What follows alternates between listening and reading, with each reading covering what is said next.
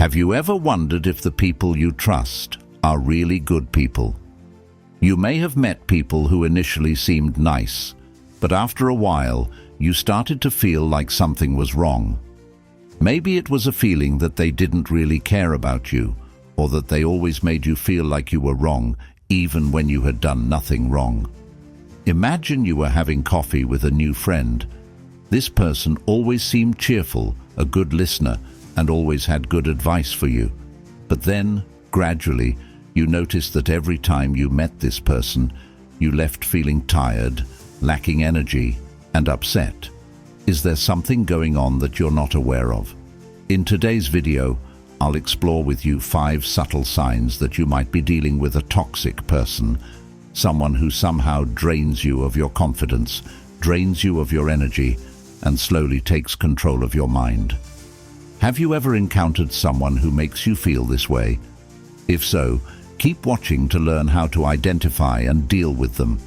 Throughout this video, Morgan will share with you valuable lessons from Stoicism, an ancient but extremely practical philosophy that will help you not only identify, but also effectively deal with toxic people in your life.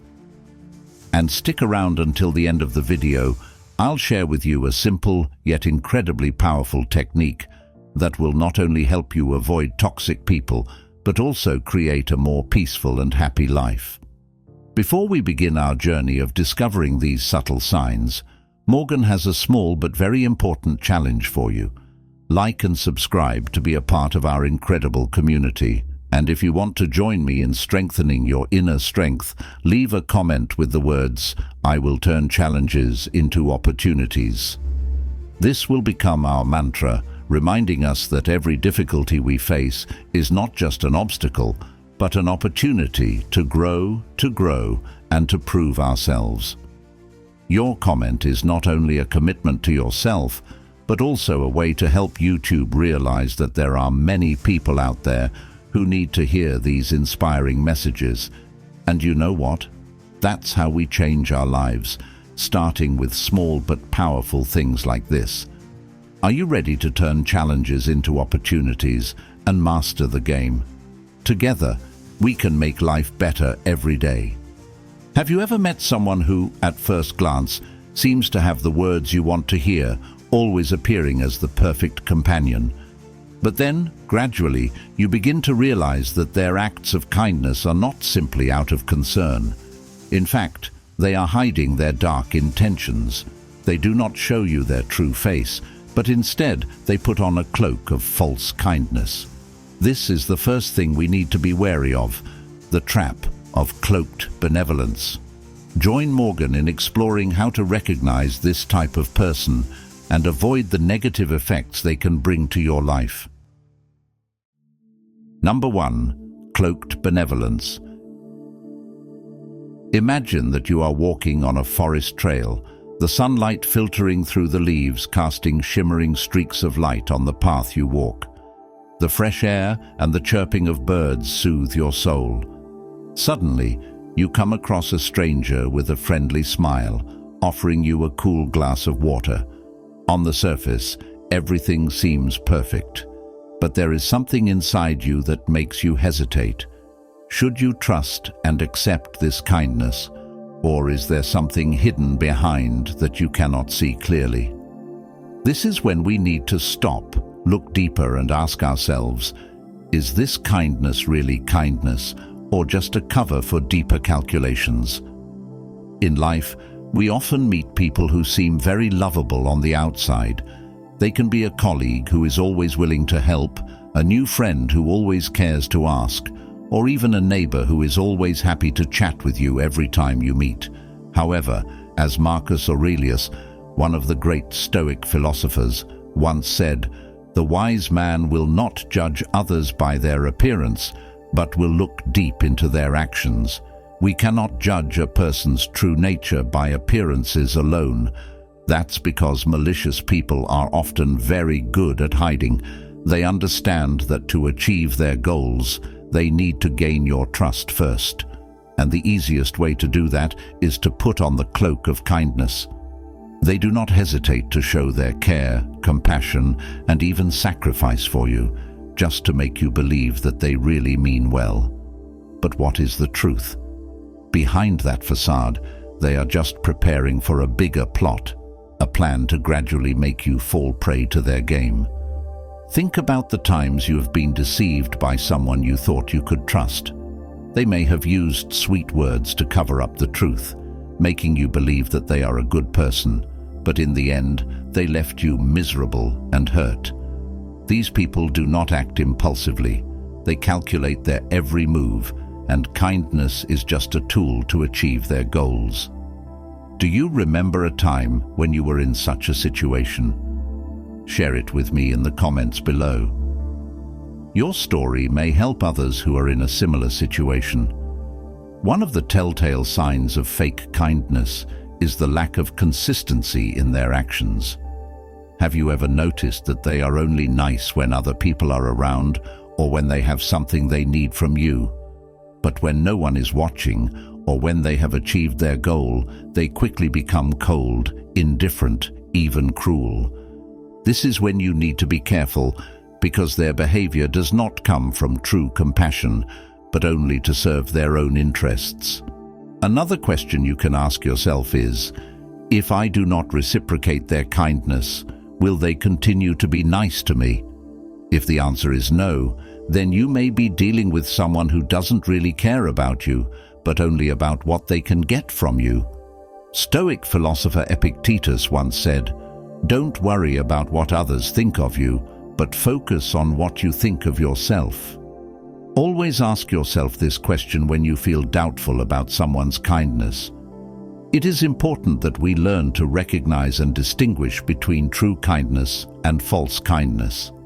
True kindness comes from the heart, does not ask for anything in return, and is always directed toward the benefit of others. Meanwhile, false kindness is just a means to achieve personal goals. Recognizing this difference will help you stay away from toxic relationships and protect your soul from unnecessary harm. So, have you ever met someone whose actions seemed kind but made you feel uncomfortable? Once you recognize the false kindness that evil people wear to hide their evil intentions, the next step is to look deeper into how they build a perfect, flawless image. Because not only stopping at superficial kindness, these people often try to create a perfect picture of themselves. They are the ones who never do wrong, never fail, and always seem to be above all praise. But behind that perfect mask, is there something else hidden? Let's explore the next topic, where the perfect appearance is just an elaborate cover for darker purposes. Number 2. Facade of perfection. Nearly 70% of people who have experienced deception in relationships said that they were mesmerized by the perfect image created by their partner. This reminds Morgan of a personal experience where I trusted someone just because of their perfect appearance, not knowing the evil deeds hidden behind. This is not my story alone, but many of us have and are still making mistakes. Does that perfection really exist, or is it just a mask crafted to cover up dark intentions? Evil people often build a wall of perfection to protect themselves from the scrutiny of society. They not only want you to believe that they are infallible, but they also want you to feel that you are the one who is inferior and imperfect. In Stoic philosophy, we are taught that the wise man never deceives himself. However, evil people want others to fall into their deception by creating an image of flawlessness. In the Stoic lens, perfection is not desirable. The philosopher Epictetus once said, "Do not seek what you cannot attain, but live with what you have." The truth is, none of us are perfect, and the pursuit of perfection only takes us away from our true selves. But for evil people, they want to control how the world sees them, and that makes them great artists in staging their lives.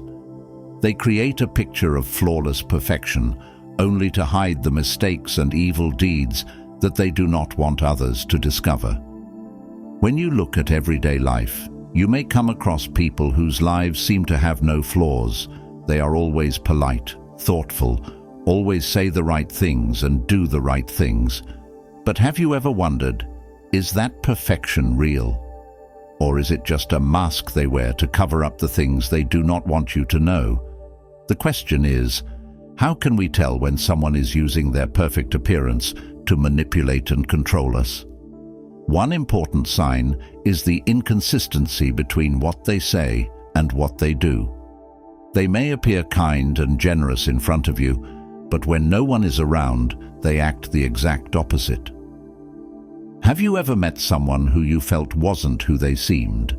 If so, please share your story with me in the comments, as your experiences may help others avoid the same pitfalls. It's also important to learn to accept imperfection, not just in yourself, but in others as well. Stoicism teaches us that humility and compassion are essential qualities to living a meaningful life. Instead of trying to project a perfect image, focus on being the best version of yourself and accept that mistakes are a natural part of being human. What do you think about the concept of perfection? Do you ever feel pressured to be perfect to be accepted by society? Leave your comments below. Morgan would love to hear your thoughts. And don't forget, every story you share is not only a part of your personal journey, but also an inspiration for this wonderful community. Let's continue this journey together, living more authentically and happily every day. As the veil of perfection is gradually lifted, you begin to notice signs of abnormality in the way they behave. They may have tried to build a flawless image, but when small cracks appear, they quickly switch to another strategy, making themselves the victim. Subtly, they turn the tables, making you feel like you are the one at fault, when in fact, they are covering up their own wrongdoings. That is the art of inverted victimhood, where the blame is shifted and you suddenly become the bad guy in their story. Let me dive deeper into how to recognize and deal with this type of manipulative behavior. Number 3, inverted victimhood. If you have a friend, someone you love and are always willing to help, but then one day you realize that despite your best efforts to help them, they always make you feel like you are the one causing all the trouble in their life. Every time you try to give advice or do something nice, they respond with resentment or even hurt. Have you ever felt like this? Feeling like you're the bad guy in their story, even though you're really just trying to help? This is a sign of a behavior Morgan calls inverted victimhood, where the bad guy constantly plays the victim, making you feel guilty even when they're the one causing the harm. In Stoic philosophy, we're taught that we're all responsible for our own actions. Marcus Aurelius, the famous philosopher-emperor, once said, "You have control over your thoughts. No one can make you feel anything unless you let them." But those who use inverted victimhood turn things around, using emotions to manipulate and control others. They know that by playing the victim, they can draw out your compassion and sympathy, making you feel responsible for their happiness, even though they are the ones who caused it. Look back at your life and ask yourself, has anyone ever made you feel responsible for something you did not cause? If the answer is yes, then you may be dealing with someone who is using inverted victimhood. This is a very subtle type of behavior, because it not only makes you feel guilty, but it also reduces your worth in your own eyes. You begin to doubt yourself, wondering if you really did anything wrong, and eventually you are caught in a never-ending cycle of self-blame. In Stoicism, it is important to remain calm and steady in the face of negative emotions from others. Epictetus said, "It is not what happens to you that bothers you, but how you judge it." This means that when you are confronted with someone who constantly plays the victim and blames you, remember that they can only control you if you allow them to. You are not responsible for their emotions or their life. Stand your ground and don't get caught up in their mind games. For evil people, Playing the victim is not only a strategy for manipulation, but also a way for them to maintain power. By making you feel guilty, they create a form of psychological dependence where you are constantly trying to fix the mistakes they make, when in reality, you are not at fault. This is a subtle form of control where you gradually lose your self-confidence and judgment. But remember, you have the right to refuse to participate in this game. You have the right to say no and protect your self-worth. If you have ever encountered such a situation, please share your story in the comments. Your story will not only help you relieve stress, but also be a source of inspiration and valuable lessons for others in this community. And remember, whenever you feel like you are being made into the bad guy in someone else's story, remind yourself that you are not responsible for someone else's life. Keep the faith and continue on your path with steadfastness and serenity. When you realize the truth behind the whining and blame games, you begin to understand that not everyone plays the victim innocently. But evil people don't stop there. After they've twisted the situation to make you feel guilty, they continue to sabotage the peace in your life. They create unnecessary conflicts, insecurity and stress, all to maintain control. This is where we need to recognize another subtle sign. The peace saboteur sneaks in chaos and instability. Join Morgan in exploring how to deal with this type of behavior to protect the peace in our lives. Number 4. Saboteur of peace. Have you ever felt like your life was going smoothly? Everything was stable until a small, seemingly insignificant event suddenly turned everything upside down. A call in the middle of the night with a complaint, a conversation that turns tense, or even a comment that goes unnoticed all day. You wonder, how could something so small destroy the peace I've worked so hard to maintain? If you find yourself in these situations repeatedly and from the same person, you may be dealing with a saboteur of peace, someone who destroys peace by creating unnecessary conflict and tension. In Stoic philosophy, we consider inner peace to be one of the noblest goals in life. The philosopher Epictetus once said, "If you would improve, be happy to be despised and ignored." The deeper meaning of this saying is that our peace should not depend on external factors, but the fact is, there are people in our lives who, intentionally or unintentionally, seek to destroy that peace. They don't attack us directly, but instead use subtle tactics to create unrest, to disturb our souls. Peace breakers are often subtle in the way they act. They don't create big storms, but rather they create undercurrents that are slow and persistent. You can recognize this by the way they make you worry about small things, create unnecessary tension in your relationship, or even stir up invisible fears. They never leave you alone, but always make you feel like you are facing an invisible battle. Ask yourself, is there someone in your life who seems to bring you anxiety and worry? Is there someone who makes you feel tired, even with small conversations? If so, then this is a sign that someone is trying to destroy your peace. Stoicism teaches us that we have the power to choose who comes into our lives, and above all, we have the power to protect our inner peace from negative influences from the outside. We are told to forgive and love our enemies, but that does not mean we have to accept the hurtful behavior of others. We need to guard our hearts and stay away from those who deliberately create unrest. Jesus constantly reminded us of the value of peace and quiet in our hearts. So when faced with those who destroy our peace, remember that keeping your faith and steadfastness is the way to protect yourself and your life. And remember, peace is not something ready-made, but the result of effort to maintain and protect it. Once the evil person has succeeded in disturbing your peace, they don't stop there. The chaos they create is just the first step towards a deeper goal, draining your compassion. By constantly creating stressful and hurtful situations, they gradually drain you of your emotional energy, leaving you with no energy to care for yourself or those around you. They become empathy drainers, leaving you exhausted in your own compassion. Let's dive into the final topic with Morgan, where we'll explore how these people exploit your kindness to control and manipulate. Number 5. Empathy drain. According to a recent study, up to 60% of participants admitted that they felt emotionally drained after helping someone who didn't care about them in return.